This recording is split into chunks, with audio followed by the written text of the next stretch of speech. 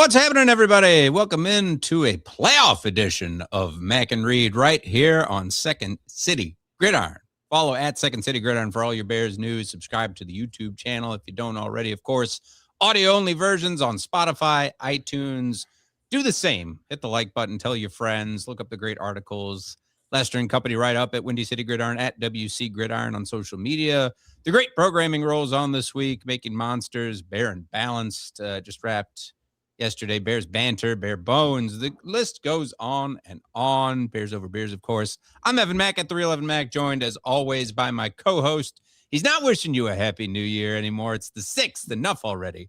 He's already got advance tickets to Wuthering Heights, and he's selling a kidney to go to the Bears-Packers game Saturday. He is at Ross Reed on social media. It's Ross Reed, folks. That's right. Larry David told you yesterday was the last day to wish everybody Happy New Year. I saw a trailer for that Wuthering Heights movie when I went to go see Marty Supreme last week, and sure, whatever. Charlie XCX. I still couldn't identify one Charlie XCX song, so I'm doing great. Either. Yeah, I'm with you there. Hot and heavy though. I'll tell you, the Australian combo of Jacob Elordi and Margot Robbie. Goodness gracious, those are some gorgeous humans. Yeah. So see them in the big screen if you like. The only way I'll see that is with probably my wife dragging me there. I think Ross could agree with me. Unless we go see it, we'll do a Mac and Reed movie date to Wuthering Heights. We'll do our review right after. But I'm with Larry David. He's like, not everything has to be happy too. It's just like it's a new year. That's it. But we got a lot to get to on this show today as the Bears are playoff bound. This is part 3. This is the end of the trilogy of Bears Packers, where they've split the season series 1-1 and both jilted fan bases, and man, ready to roll for Saturday on Amazon Prime. Is this, Return of the Jedi and Jordan Love, or Return of the King if you're into Lord of the Rings, or is this more Godfather 3 or Back to the Future 3? I don't know. We'll talk about that briefly in a bit. But whatever the case, going down Saturday, it is set at Soldier Field as the Bears were able to, despite the loss against the Lions, clinch that 2 seed thanks to the Eagles losing and resting their starters. So they get that home field advantage, which is super important for the foreseeable future if they should advance past this round of the divisional round of the conference championship game. But, we have to dwell a little bit in the past because it prepares us for the present and future, if you will. In that sort of dud of a season finale in the Lions game when you lost 19-16. Again, the final regular season game at Soldier Field. Just a tough pill to swallow when it looked very reminiscent of that very slow starting Bears team that we're too, used to. Certainly point to the game against the Packers, in late December, where it was a similar slow start, and really you just had no momentum, no signs of life until that fourth quarter. The beginning of the fourth quarter, they scored their first points, and they had to go for 2 on 2 touchdowns, and then you're just digging yourself out of a hole. The defense was a turnstile.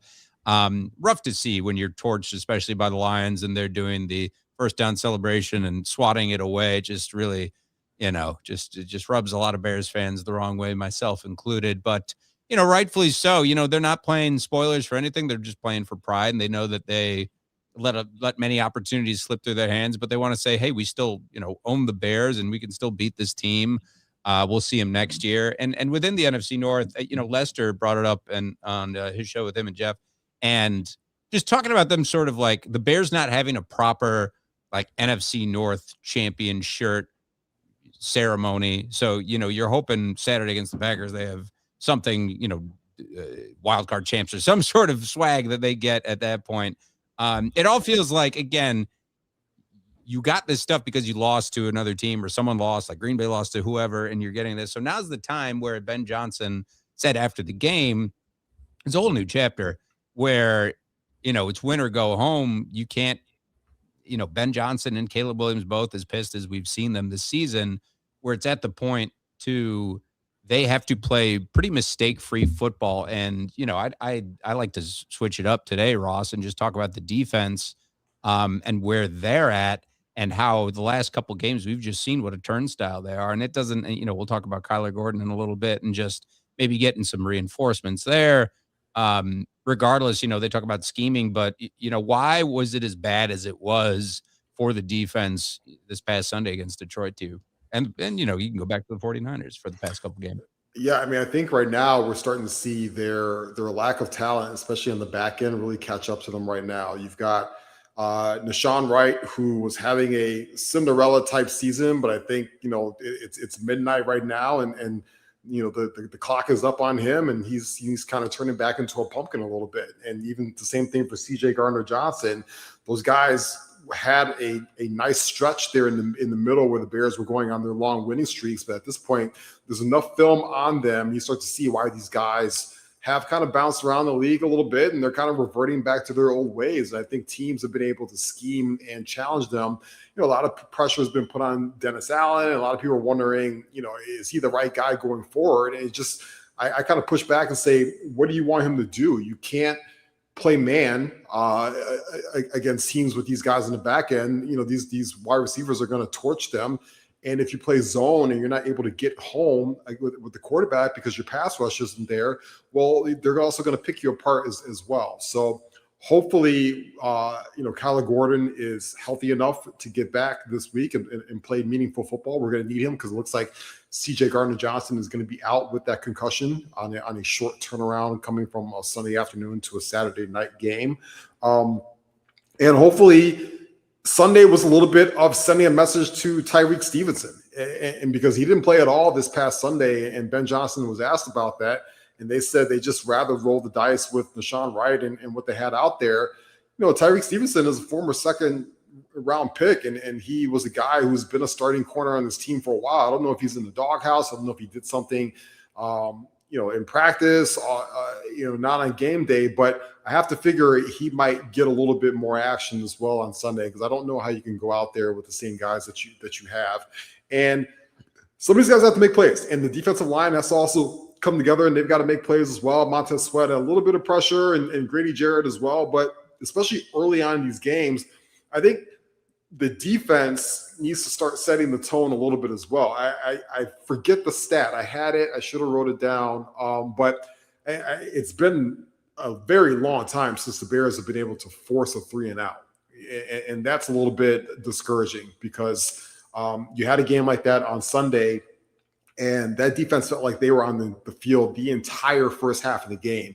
And the offense, they had their faults as well, but the offense wasn't able to get into any kind of rhythm. They were just sitting down in the cold for the better part of the first half of that football game, because defense was playing that bend but don't break style. But even on the bend but don't break style, they were still on some very, very long drives, and they were able to keep the Lions for the most part to field goals, but they were just on the football field for a long time. So you would like to see them come out faster and set the tone, especially if the Bears are going to keep winning these coin tosses and deferring, and see if you can get a 3-and-out and get that football back to the offense. You get this crowd back in the game too. The offense obviously, is exciting, but I think home field and home crowds really get riled up more when you are able to get a 3-and-out right away and get your defense off the field and really, really kind of put the pressure on the away team. It's when the crowd gets silent, when you're able to let your Jared Goffs and your Jordan Loves get really comfortable in that first quarter and kind of pick you apart a little bit, and they kind of sit on their hands. Yeah, and we'll call it the third quarter, just about, when the Bears were playing the Lions, where they kind of forced a playoff, they forced a 3-and-out due to a penalty. And it led to a Jared Goff sack, thanks to Gervon Dexter, which led to a punt. But all that to be said, they stunk on Sunday, and we saw that they just didn't have the horses. And it was so odd to, hear after the fact too, not only to not see him playing Tyreek Stevenson when we know he's played meaningful minutes, and you're banged up back there. And CJ Gardner-Johnson hopefully just gets healthy, because that was a scary moment when he got his bell rung, having to be helped off the field like he did. Kyler Gordon's one thing when he's going to be on a pitch count is you need Tyreek Stevenson. You need all these guys. You need Deshaun Wright to get better. And as good as he has been in creating takeaways, and he's had to shadow some really tough competition, pretty good in that last time around with the against the Packers. but he's got to be better. And again, going back to scheme, I think Jaquan Brisker, I'll just have to paraphrase with the quote. He just said, we got out schemed and we were playing, zone or man, whatever they were playing. They were just not playing up to the potential that they could have. They were lucky to, keep the interception streak, the takeaway streak going with that Kevin Byard 7th interception. But all that's to be said too, is that this offense has been able to bail them out. And, I'd be pretty quiet too, when you're looking through 3 quarters, again, similar to the last, divisional game you played against the Packers, and you haven't really seen any life from your offense. You've seen a little bit, but you got to start a lot faster against the Packers. I would think, if you hope to really involve the crowd, if you're hoping to build that momentum, if you don't want that uphill battle, because as much as we've seen it before, Caleb Williams can do the 2-minute drill. He can score in a hurry, and Ben Johnson still has tricks up his sleeve. You don't want that. You have that home field advantage. You're the 2 seed. I echo what Ben Johnson said. It's a whole new chapter in the season. So why not learn from those last 2 losses that you had, which were both, brutal, pretty last minute losses and games you easily could have won, with the 49ers hanging, 40 plus on you, and then the Lions in this 2-game losing streak. There's no room for error. So, the bright side was we saw, Caleb Williams do what Caleb Williams does. And the tight end show is incredible to see, with Rome still out in that game. Cole Kmet and Colston Loveland just making big catch after big catch, and, it was a little too late to involve Luther Burden, but, on that sweep where he, did a spin move and got the first down, one of his plays of the game, and really some quality minutes. We still see Jade getting some quality minutes too, and it's every man up. Zacchaeus not really around, and it leads me to DJ Moore, who's been kind of much maligned for the one interception that Caleb Williams had, where he threw it up and maybe missed Durham Smythe in the middle of the field. But even then, taking that shot, DJ Moore can play defense. We've seen plenty of wide receivers play defense in that instance. And I love DJ Moore. He's Walter Payton Man of the Year. He is a big part of this offense when he's on, but I don't see the 100% effort all the time. And that he felt that way after the play went down like it did. And in a game of such momentum like that, just batting that ball down and keeping that drive alive could have really been a huge difference for the game. Like, I don't know how many excuses you can make for DJ Moore in that instance, Ross, but he's got to bat that down. That bothered me. I think that was the biggest, thing that stood out for the offense, where it's like, well, what are we doing here? We can block, but we can't, bat the ball down on offense. I completely agree with you. Listen, let me first start by saying, yes, Caleb Williams passed up the easy layup, which was Durham Smythe in the middle of the field. He probably could have got 30, 40 yards out of that. But you know what? We've seen quarterbacks in this league, your Josh Allens of the world, your Pat Mahomes, and all your big guys, your Joe Burrows, they throw 50-50 balls to their quote-unquote star receivers down the field and expect them to make a play. They trust them to either A, go up and get the football, or B, be able to, like you said, knock it down and prevent any interception. And DJ Moore didn't do the latter. I mean, in my opinion, if I'm the head coach, I'm telling DJ Moore, you have to flat out tackle the defender if that means he doesn't get the interception. Who cares? Well, we'll take the penalty on that, but make sure he doesn't catch that. And he just kind of got bodied and pushed out of the way, out of position on that led to the interception. Again, Caleb Williams, in hindsight, he needs to take the easy play and keep the drive going. But Caleb was trying to make a big play. He was trying to ignite the offense. This has been a little bit of a theme for DJ Moore ever since the Caleb Williams era started. The effort isn't always there 100% of the time, and it's a little bit concerning when you see it. Sometimes he misses blocks, or he's lollygagging on routes. I thought it was quite noticeable that after that play, he didn't get any targets for the rest of the football game after that. So you start to think about, in the immediate future, you need him and the entire team. This is that play, I think, was a microcosm of just their energy and effort overall on Sunday, which I think was just completely lackluster from a whole team effort. But I think this Saturday, things like that can't happen. There is no next day, next week, right? You have to go max effort on every single play, and plays like that. If your quarterback does throw the ball up 50-50, trusting you, you need to at least try and bail him out every way possible and make a play on the football.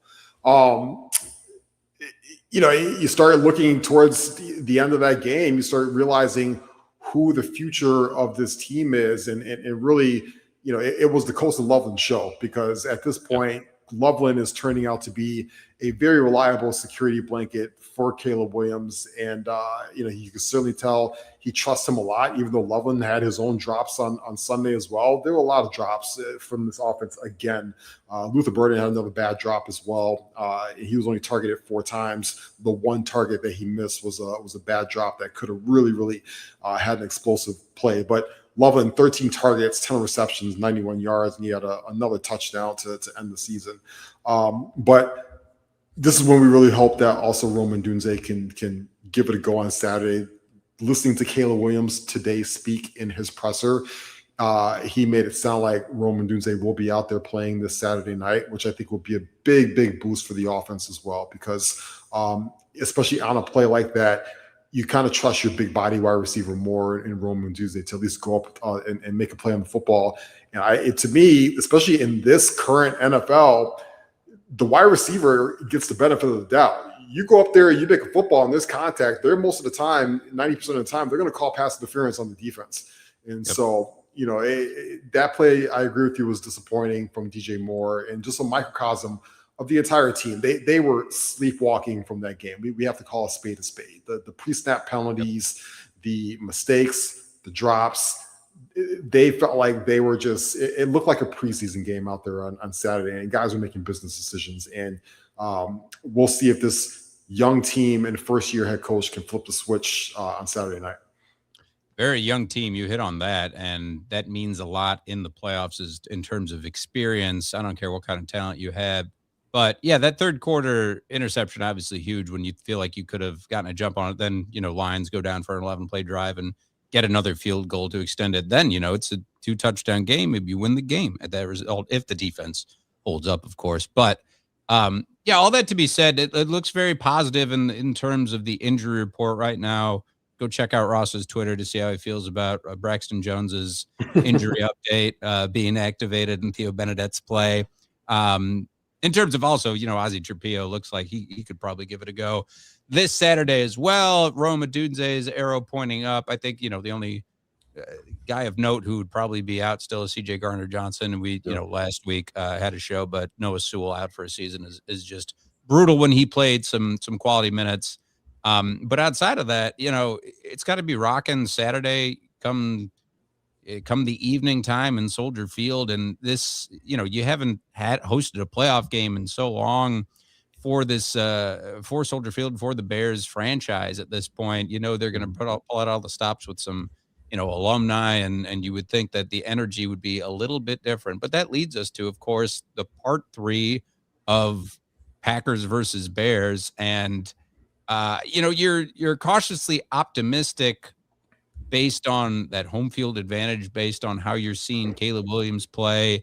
I think you have the benefit of seeing that team twice, albeit without Jordan Love in most of that second game at home. And you were right there in that game in Lambeau Field as well. So it all leads up to this being, by all accounts, probably going to be a very close game, a game of inches, is the old cliche. And again, echoing what Ben Johnson said and what Caleb Williams said, that they just have to be better. And those mistakes can't happen. That low effort can't be there. If you're going to take that kind of effort into the game against Detroit, you might as well rest your starters at that point.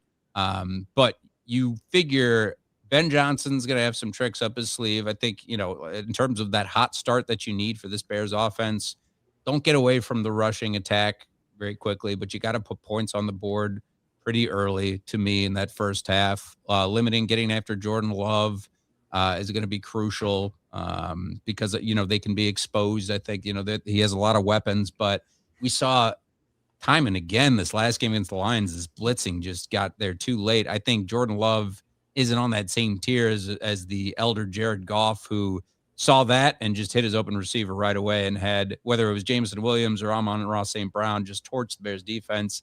I don't think that's happening. I think the secondary certainly picks up on that with Tyreek getting more playing time and Kyler Gordon. And then, boy, I'm excited to see Caleb Williams in his first playoff game. He's been pumped for it. He didn't get that opportunity in college. It's really, you talk about bowl games or whatever else, but this is the first real meaningful football he's played in years, like postseason football.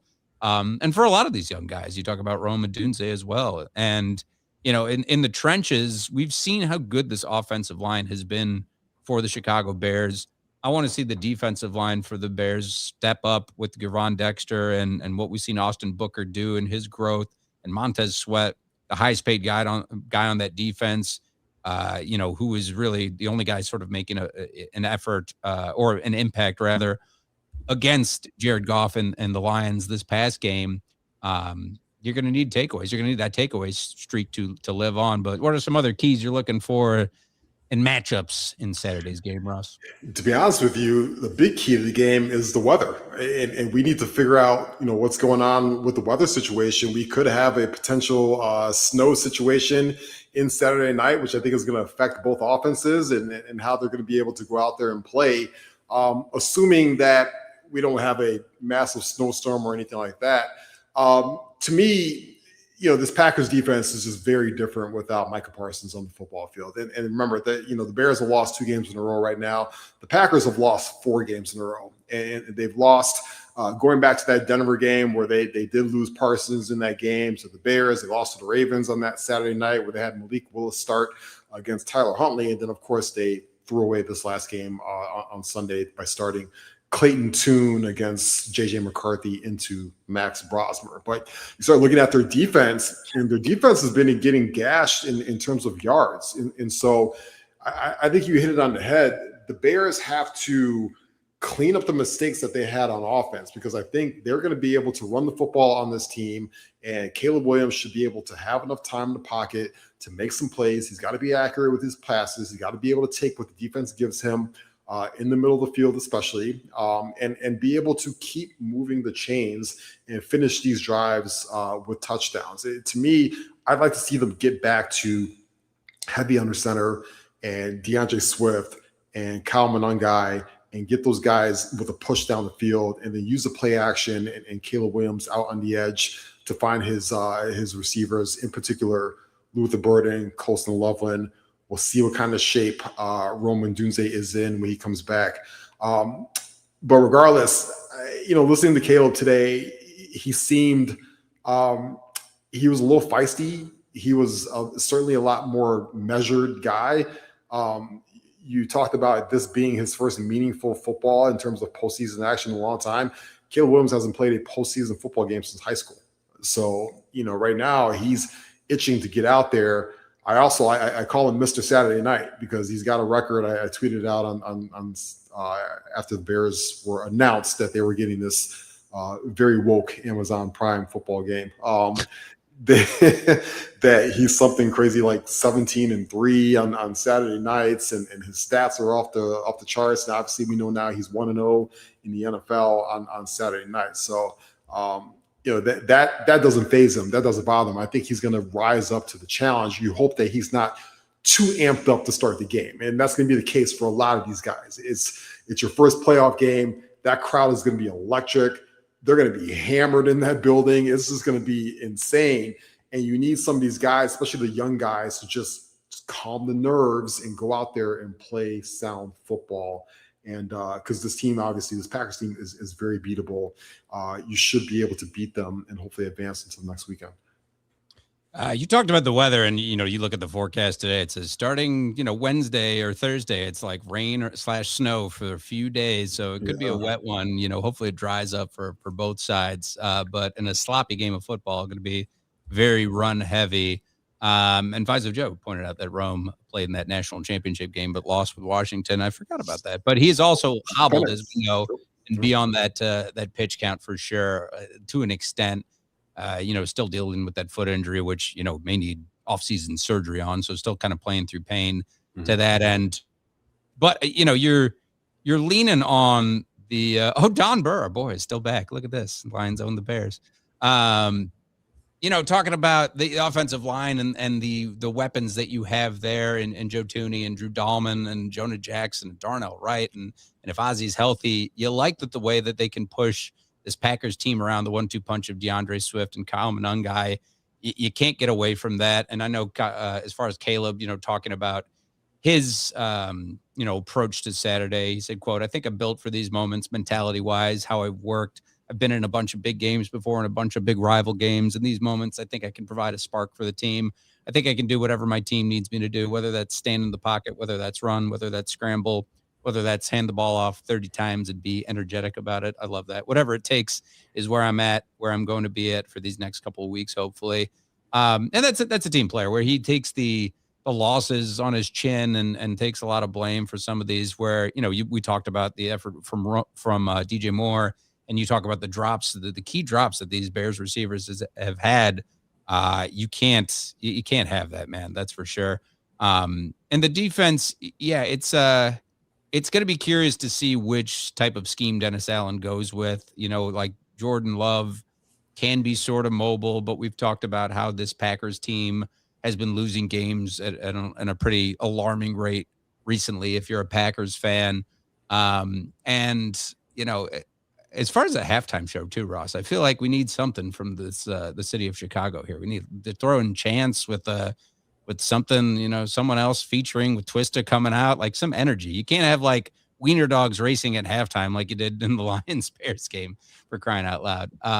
But the energy should be really good on the lakefront.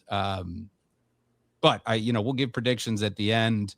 It's I think both fan bases like nervous. I mean, certainly the Bears are like, oh God, if we lose this game, God forbid, to hear it from Packers fans and just the rest of the North, it's going to be brutal. But the Packers, the same way. I mean, as good sports as they are, it seems like, if the Bears do go into their home field and win convincingly, then you kind of feel like that the shift into the NFC North and the rest of the conference, as it has been this whole season and early, might I remind you too, which we'll talk about in a little bit.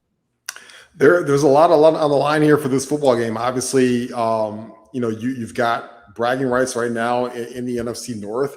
I think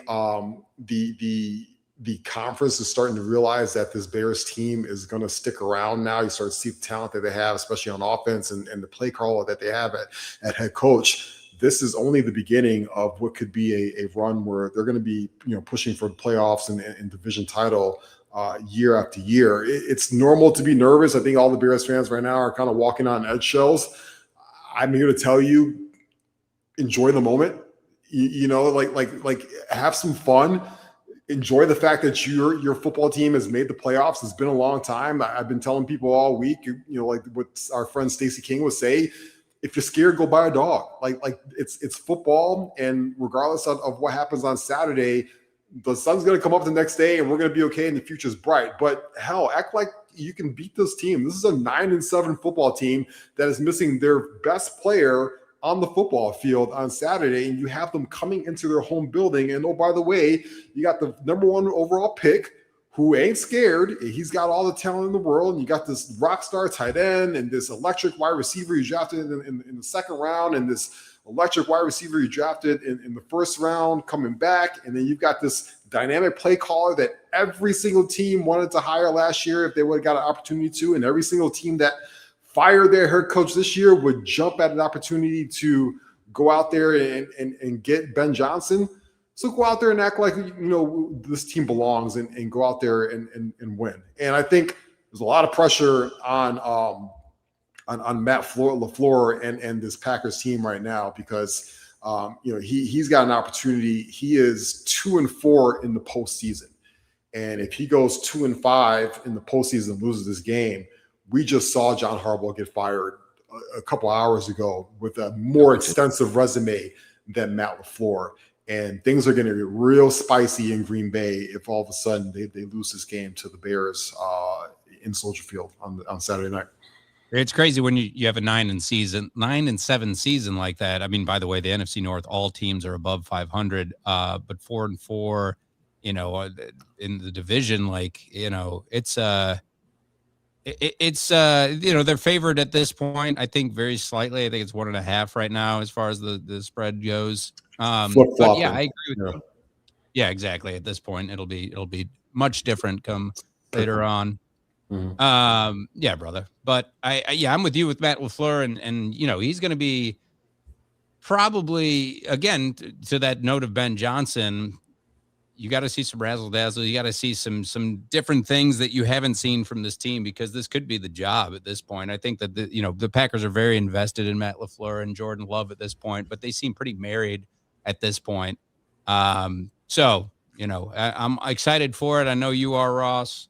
And on the note of just this Bears overachievement, I got to say that the numbers that stick out. Certainly, we didn't talk about Caleb Williams getting the record, as we talked about, 3,942 yards. It's a new record in passing yards for a quarterback in Bears history. And Caleb Williams, 1,087 yards for rushing for DeAndre Swift. Rewind to the beginning of the year when we thought this was a pretty weak unit. Lo and behold, they were one of the top rushing attacks in the league, 144 and change per game rushing, third in the league. 713 yards for Colston Loveland, Bears rookie sensation, leading in receiving yards. And Taylor did not punt very much, as Caleb Williams predicted, an all-time low for punts per game. How about that? 7 interceptions for Kevin Byard. What a leader he's been, despite the up and down, consistency in that defense. And then 22 takeaways, best in the NFL.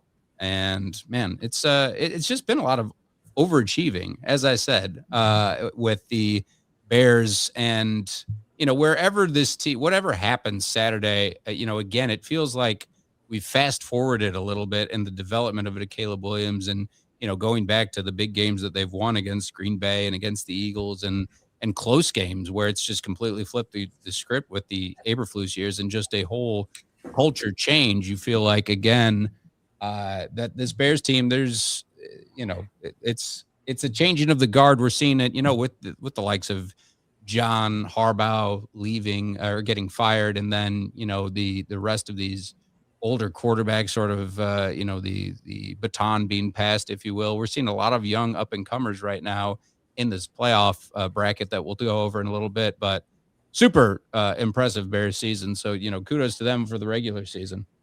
Completely agree with you. I also want to say, touching on one big statistic, Caleb Williams back-to-back years where he's made 17 starts in a season. And I think in a league where, you see guys get banged up, you see guys get hurt, these quarterbacks, people question Caleb Williams' toughness and character and things like that.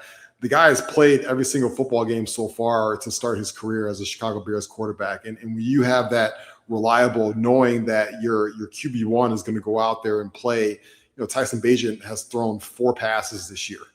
So, I think that's also very important as well. And just really credit to what Caleb Williams is able to do week in after week to take care of himself and take care of his body and be prepared, week in and week out. He's a very, very strong, very resilient young man. So credit to him as well for going back-to-back years to start his NFL career, playing every single game in the season. Starting every single game of the season.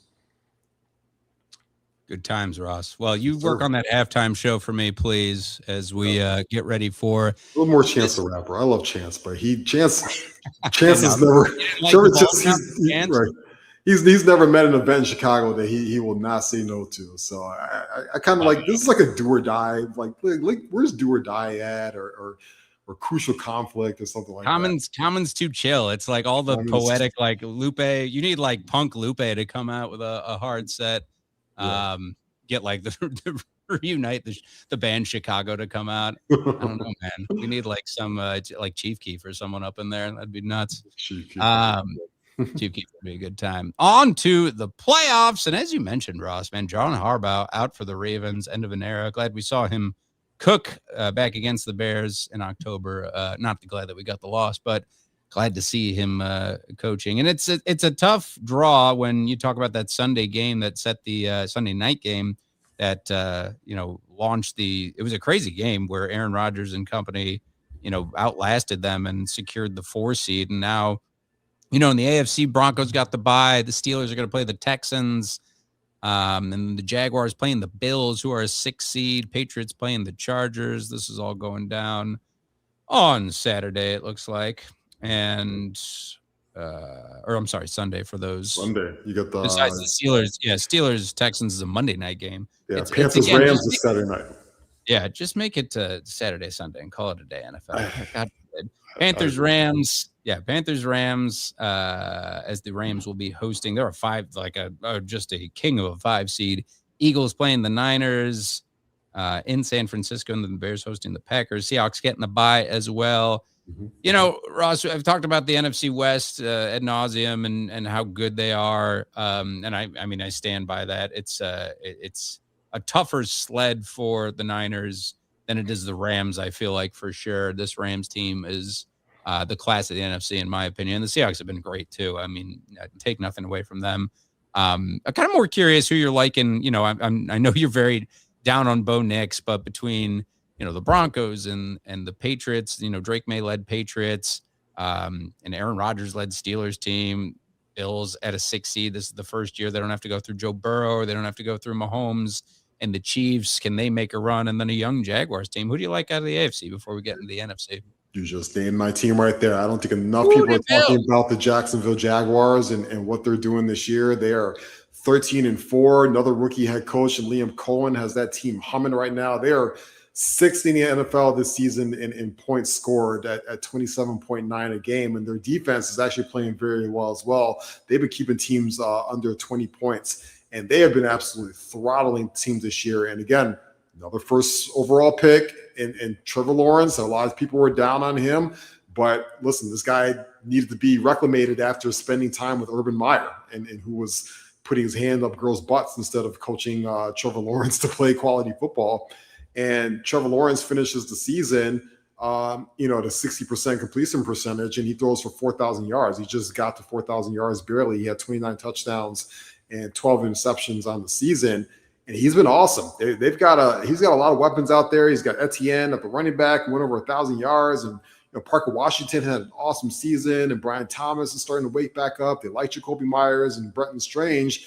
And I just think that they can score with anybody, and their defense is feisty enough. And then, of course, you've got one of the best weapons in the NFL in Cam Little. Anytime that you can get the football to midfield and you can put him out there, and he can get 3 points. I mean, my goodness. So 67-yarder he hit. It was nuts. Another 67-yarder, and he was so smooth and cocky with it after he hit it. Like, that's what I'm supposed to do. He can hit one from 70 yards at this point. So I think not enough people are talking about them. They get a home game against Buffalo this week. And it's in Buffalo. I think it's in Buffalo. No, it's Jacksonville. It's in Jacksonville. It's in Jacksonville because Jacksonville won the division. And somehow the Bills are favored for that football game. So I think you start getting into the nobody believes in us situation. And I just like the Jacksonville Jaguars a lot. I think they're going to be able to make a deep run this year into the playoffs, just because I trust their offense and what they've been able to do this year.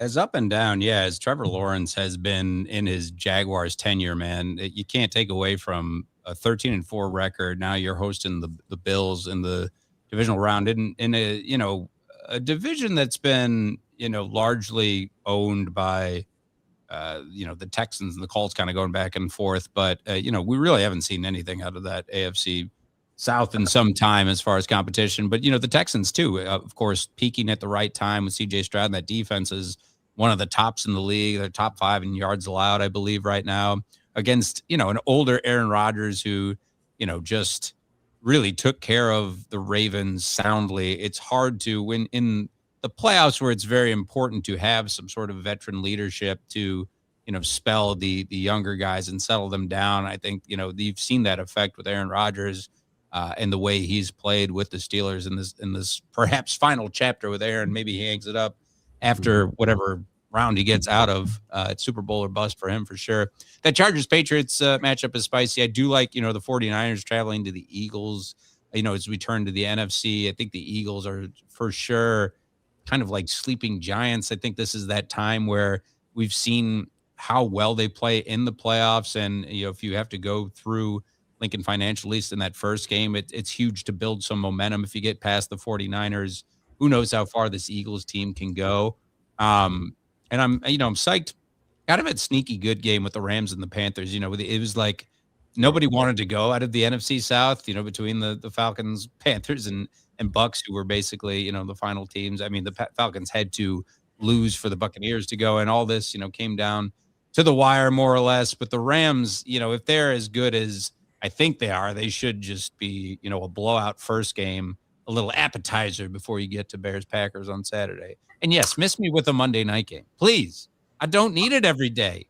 I know, I completely agree with you, but I was of the mindset, I didn't like when the NFL expanded the playoff pool to begin with. So you've got those extra teams in each conference, and now they got to find a way to bring an extra game on there. As much as I love football, and I know this is blasphemy to say this, I'm anti-expanding the playoff pool. I'm anti-expanding to, extra games in the season. I think, the product was perfect where it's at.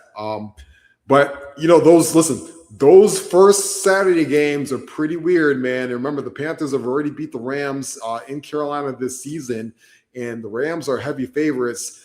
And Bryce Young has looked like he's reverted back to be not good Bryce Young the last couple of weeks, but weird things happen during those games. I would not be surprised if the Panthers found a way to sneak out some weird game. It's going to be very interesting. It's kind of like that first game of the playoffs where teams are sleepwalking a little bit and trying to find their footing throughout the game. That's going to be an interesting game. Obviously, our game for Saturday night is going to be fun as well. And then, to me, I think the game of the weekend is Eagles 49ers, because you've got the defending world champs, the Eagles. Their offense has been lethargic, especially the second half of the season. But the 49ers on defense have not been able to stop a nosebleed recently. And then they really got shut down against the Seahawks in a big game over the weekend as well. So it's going to be interesting to see what those two offenses are able to do. I lean 49ers in that one just because I think I trust Shanahan more, and Purdy and McCaffrey, and Kittle will be a little bit healthier this week. But it's going to be interesting. If the defending champs go out in wildcard weekend, we're not going to have any of the Super Bowl representatives, by week 2 of the playoffs, which would be very, very intriguing. Which, listen, it's fun. We get some fresh blood this year and into the playoffs, and we get to see 2 brand new teams go to a Super Bowl. That's kind of what the NFL wants in terms of a parity standpoint. Can't look past, in the Sunday night finale with Chargers Patriots, just back to that with Drake May and the great season he's had. I think a lot of people point to him being a front runner for MVP, although Matt Stafford would have something to say about that with his 46 touchdowns to 8 interceptions. But Drake May and this young Patriots team, can you take advantage of that high seeding you've got at the 2 seed and go on a big run and kind of reclaim the glory that the Patriots had? This could be that new dynasty, so to speak. You don't like the Amazon matchup, the Prime Video game for Packers Bears? You don't like Herbie and Al Michaels? That's the thing that bothers me the most is you have. So I read an article today from Jeff Angst, who does amazing work for the Chicago Sun-Times, and he basically found out he found out the fact that the NFL, every network fought hard for this Bears-Packers playoff game, as they should. It's going to be probably the biggest ratings of the weekend. And the reason why the NFL went with the prime matchup is because they are trying to lower the median age of people that are watching these games. They know that if they put their biggest marquee matchup on a streaming network, that's going to entice more young people to watch it and force them to go there, which expands their streaming horizon. If you don't know why by now, the NFL really, and sports in general, really wants to push it to a streaming situation because that allows them to be more global. These European games, these international games, they're going to be on streamers predominantly going forward because you can stream a game from India and London versus Chicago and New York the same way, whereas on network TV is a little bit more difficult. So I get that when you say that. But then you're giving me 90-year-old Al Michaels, who, like, I feel like a flicker of light will put this man into a heart attack right now. He has like barely a pulse at this point. And Kirk Herbstreit is great, but Kirk Herbstreit is so spread thin because he has to dude, call so much college he's football. So busy. He is. He's great at college football. For the rest of us, Kurt. Yeah, he's great at calling college football, but that means I think he just doesn't know enough about the NFL game. So if they are going to do this going forward, I think they need to drastically change their Amazon booth. You need to get a guy like an Iron Eagle in there and pair him with a J.J. Watt or something like that. You need younger, fresh blood to be able to bring the excitement and energy. This is Bears-Packers Saturday night in Chicago, Soldier Field. It could be snow on the ground. You've got dynamic quarterbacks and head coaches. And I got to hear Al Michaels, who can barely get his pulse above 45 at this point, to call a touchdown.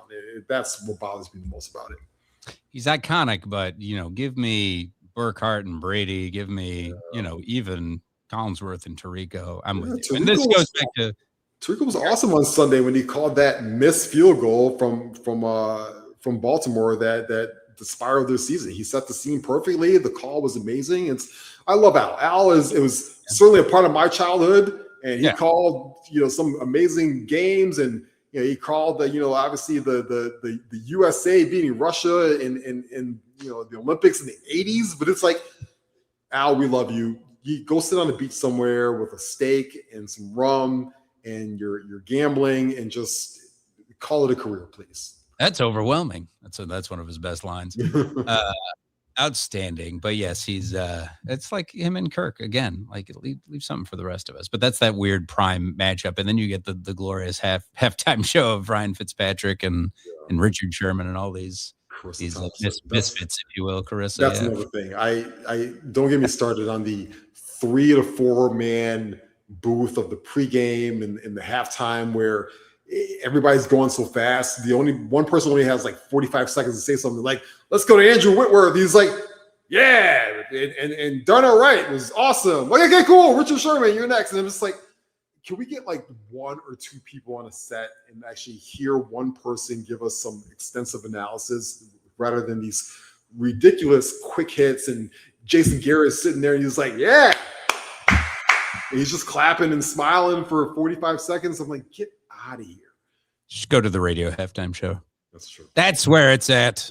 I just go get Ross.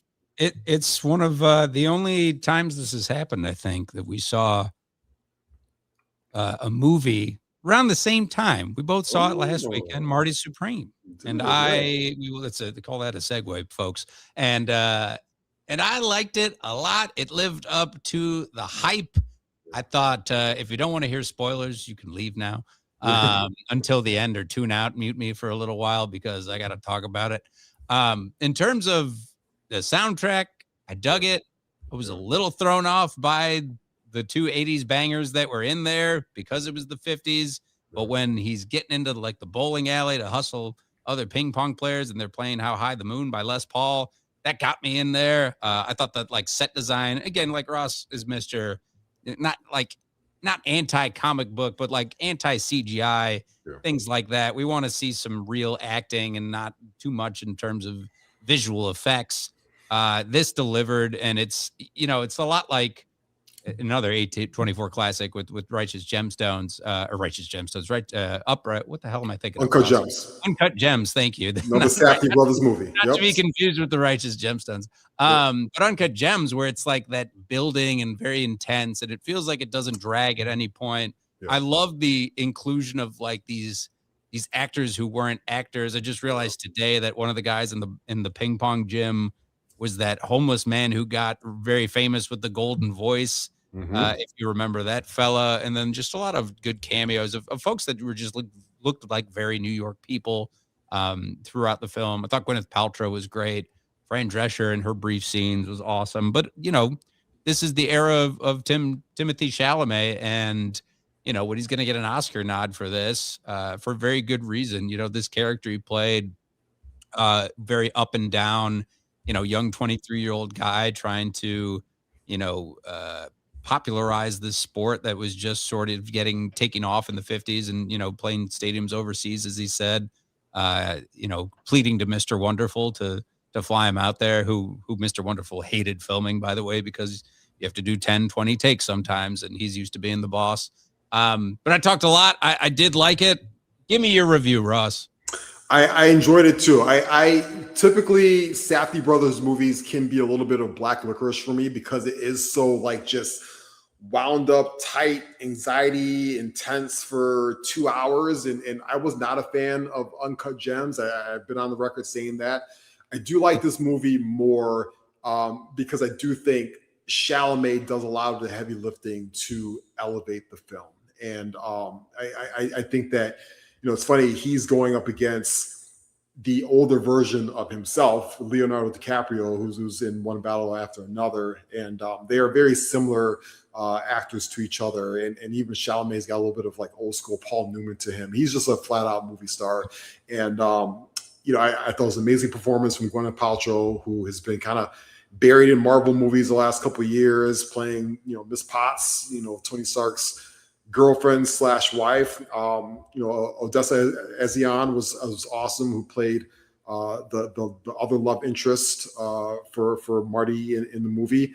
And it was, you hit on the head, it was just nonstop like action. Like it just had you on the edge of your seat the entire time.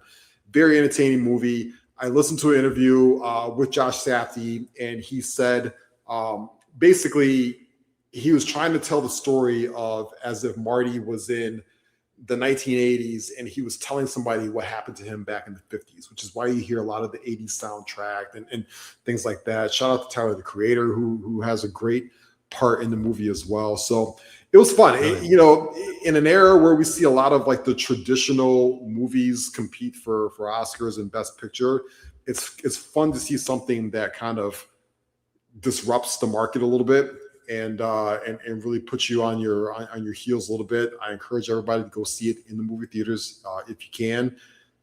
Support movies like that because I think you need to, or else they're going to stop making them and regurgitate towards some sequel, that we just don't want to see. Avatar or something 5. Like Coming Avatar 5. Yeah. So I did enjoy it. I thought Kevin O'Leary, who, I'm not a big fan of him as a person, but I thought he played that part very, very well. Yes. And he is, who he is. I mean, listen, the cameos, Penn from Penn and Teller was in the movie. I don't know if you caught him. Isaac Mizrahi was in the movie playing Gwyneth Paltrow's publicist.